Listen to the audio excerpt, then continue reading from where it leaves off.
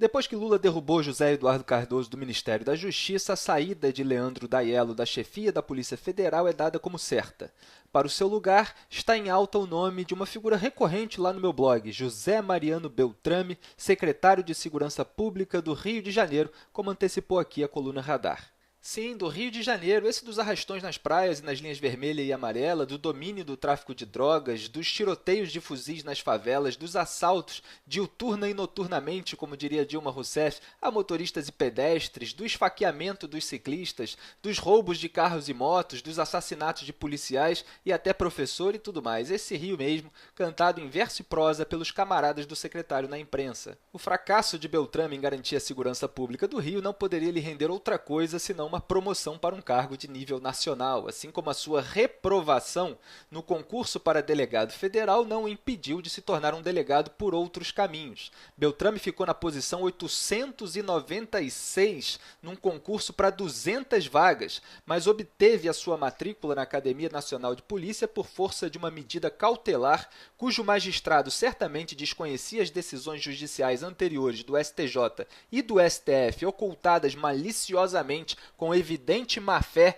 pelo então agente de Polícia Federal José Mariano Benincá Beltrame, como escreveu o presidente da ADEPOL, Vladimir Sérgio Reale, em representação à Procuradoria Regional da República do Distrito Federal em 2012. Resultado, Beltrame virou delegado entrando pela janela por meio de uma manobra chamada apostilamento, feita a pedido de seu grande amigo Luiz Fernando Correia, na gestão do então ministro da Justiça, Márcio Tomás Bastos.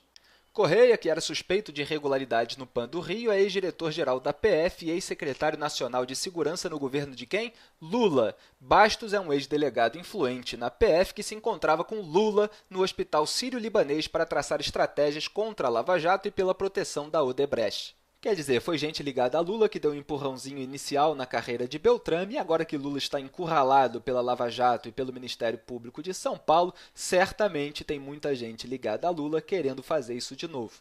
Mas não só a Lula, claro, a Sérgio Cabral Filho, por exemplo, também. Beltrame é secretário desde o governo Cabral e as iniciais do ex-governador aparecem nas mensagens de Marcelo Odebrecht. Quer dizer, o candidato à chefia da Polícia Federal trabalha junto com o governo do PMDB, o partido que está envolvido com o PT no escândalo do Petrolão, e mais ainda, com o PMDB do Rio, que é o maior aliado do governo do PT, especialmente contra o impeachment de Dilma Rousseff. Detalhe, isso num momento em que a Andrade Gutierrez, segunda maior empreiteira do país, admite em delação premiada que pagou ilegalmente dívidas de campanha de Dilma em 2010.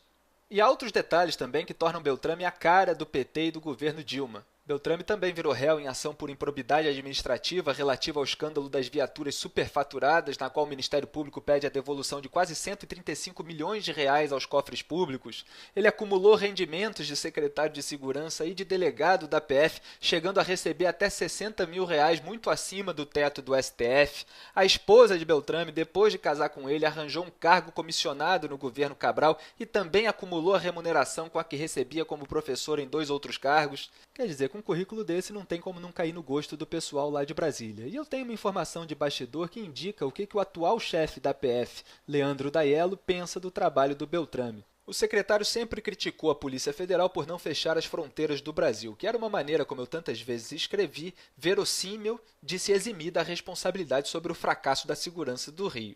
Então o Daiello, numa reunião em Brasília, uns 2 anos atrás, soltou o seguinte, abre aspas, Beltrame fala que a gente não consegue fiscalizar 17 mil quilômetros de fronteiras para evitar a entrada de armas, e não fala que ele não consegue fechar 2 entradas da Rocinha para impedir que elas entrem lá. Fecha aspas. Isso foi dito pelo Daiello, na época ele pediu para que isso não fosse publicado, mas agora sinto muito, é uma questão literalmente de segurança nacional. A Rocinha, aliás, está ocupada desde 2011 pelas forças supostamente pacificadoras, mas continua tendo um monte de tiroteios por lá. Aqui no Rio houve denúncia de superfaturamento na saúde, na educação, na segurança, no transporte e o Beltrame nunca investigou direito os secretários estaduais. Um homem que não investiga o próprio governo é o homem ideal para o PT colocar na direção geral da Polícia Federal e quem sabe assim salvar Lula, Dilma, Cabral, Pezão e companhia. No dia 13 de março, o Brasil precisa ir às ruas contra todas essas manobras.